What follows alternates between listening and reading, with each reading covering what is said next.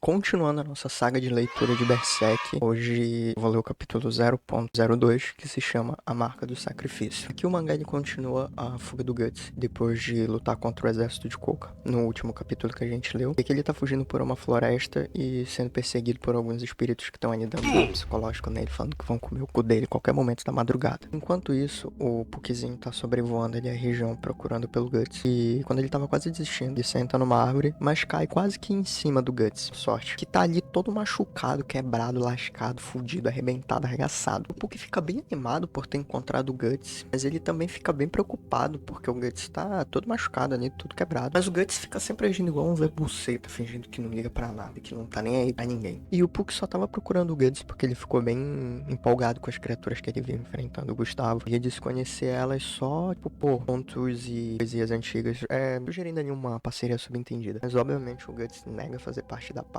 E isso porque, de acordo com ele, elfos são criaturas fracas, e criaturas fracas o deixam com vontade de matá-las, quebrar os seus pescoços. Daí ele joga o elfo numa poça de lama, tal qual um filho de uma meretriz. E o Guts segue a jornada dele caminhando, e tá caindo uma chuva do caralho. E ele acaba encontrando um carroceiro ao longo do caminho que oferece uma carona pra ele, por conta da chuva, né? Só que o Guts nega, e o carroceiro, de uma forma muito gentil, acaba insistindo mais um pouco. E o Guts revela pra ele, sendo perseguido por espíritos malignos. Mas o carroceiro fala que tá tudo bem, tá suave, porque ele é filho de Deus e ele também tem um espírito de boa que tá acompanhando ele. E aí corta pro nosso lindíssimo Puck, que reaparece, te amo, Puck. E daí o Guts aceita a carona, só que ele deixa claro, ele fala, ó, se der merda, não é minha culpa, eu não quero nem saber, eu não tô nem aí. Já dentro da carroça, a filha do velho, do carroceiro, ela tenta se aproximar do Guts, oferece um vinho pra ele, e pela primeira vez ele aceita alguma coisa de boa, assim, de bom grado, sem ficar naquela frescura dele. E aí ela pergunta pra ele por que ele tá todo quebrado daquele jeito, e ele já dá uma patada nela, perguntando se ela é mouca, se ela é surda, se ela não escutou ele falando que tava sendo perseguido por espíritos malignos. E aí o pai dela escuta aquilo e já entra na conversa. Só que o velho já entra reparando no tamanho da peça do Guts.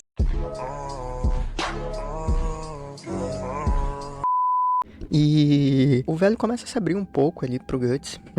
Começa a falar que ele já teve um filho, que assim como Guts também era um guerreiro e um mercenário, mas que morreu em um campo de batalha, sendo apenas mais um outro corpo insignificante. E ele fala isso num tom, tipo, muito triste e ao mesmo tempo de crítica ali pro Guts, que tava escutando o que o velho tava falando, né? E pela primeira vez eu acho que o Guts dá uma resposta mais ou menos boa, assim, pra alguém ali. Que ele fala pro velho que primeiro que todo mundo vai morrer um dia. E que pelo menos o filho dele morreu fazendo o que gostava e morreu sobre a glória de um campo de batalha. É aquilo, né? O trabalho edifica o homem. Se o homem morreu trabalhando, parceiro, tá suave. O Puck fica até surpreso de escutar aquilo ali, porque pela primeira vez o Guts não tá sendo um cuzão, convenhamos, eu também fiquei surpreso. Só que daí o Guts fala que vai tirar uma soneca, porque ele já tá cansado e vai levemente adormecendo. E quando o Guts dorme, ele começa a sonhar. Nesse sonho dele, tá mais pra um pesadelo, convenhamos, ele pelado e sendo perseguido. E o fato dele tá, tipo, pelado, eu não sei se é uma metáfora pra dizer que ele tá vulnerável ali. Porque, porra, o cara já tá sendo perseguido, ainda tá pelado. Parece muito um tom de vulnerabilidade, mas eu acho que isso é só brisa da minha cabeça, eu devo estar louco. Então ele pisa numa armadilha e aquele feto aparece de novo seguindo ele, falando que ele não pode escapar, ele não pode fugir. E aí o Guts, tipo, acorda todo assustado e na verdade tinha um polvo dando uma mamada nele enquanto ele dormia. E era um monstro causando esse pesadelo nele. O pessoal que tava ali na carroça fica incrédulo ao ver aquele demônio e o velho já fica em choque. O Guts aproveita pra tirar com a cara dele, mas logo já começa a explicar o porquê daquela criatura tá ali. E a razão é a marca que ele carrega, que é responsável por atrair esse tipo de criatura que o persegue. Então a marca começa a soltar sangue, indicando que tem outras criaturas ali ao redor além daquela. E o Guts já se posiciona, põe ali em posição de ataque do lado de fora da carroça e já começa a esperar. E como a gente sabe que o animal é senciente, os cavalos eles também entendem que tá acontecendo alguma coisa ali, eles começam a ficar tipo eufóricos, agitados. E a mina burra sai da carroça para acudir os cavalos. E aí quando o Guts começa a xingar essa burra de burra por ser burra,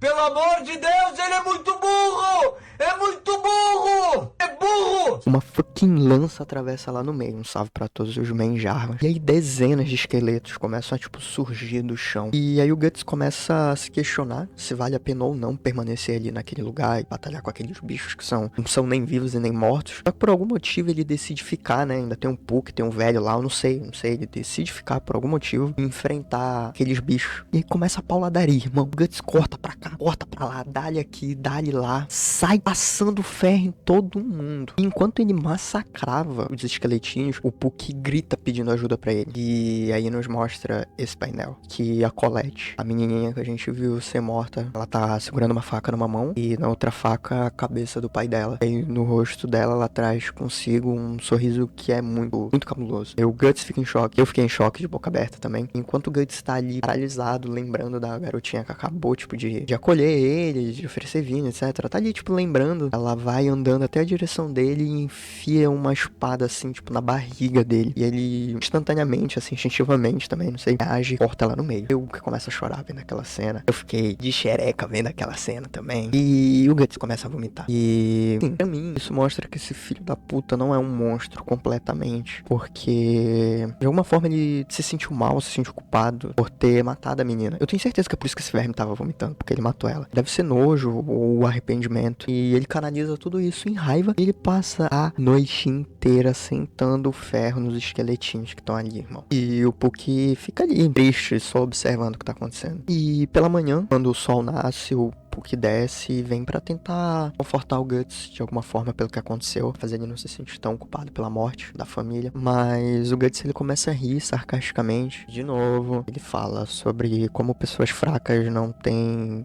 o direito de viver, que pessoas que não conseguem se proteger são insetos e ele não vai se preocupar com insetos no caminho dele. Desprezando totalmente ali o pessoal, né? Mas assim, eu particularmente não acredito nesse discursinho, porque a gente viu como ficou o estado do homem ali quando ele viu a menina morta e quando ele viu a menina com a cabeça do pai lá na mão, o Caba ficou amarelo. Mas enfim, ele continua lá, falando os absurdos dele. Só que vozes começam a ecoar na floresta, vozes de espíritos. Essas vozes, elas dizem estar observando o Guts. Elas estão à espreita deles, elas estão ansiando pela carne dele, pelo sangue dele. E a carne dele, ele pertence a elas. E onde quer que ele esteja, eles estarão observando ele. E aí, depois de tomar esse dano psicológico, ele dá um tirambão pro alto com um braço de canhão dele. Vai embora, deixando pra trás só resquício de morte, destruição, caos e tristeza. Igual no último episódio, no último capítulo que a gente leu. Ele vai embora, ele vira as costas e tá todo aquele caos atrás. É uma realidade constante na vida do Guts.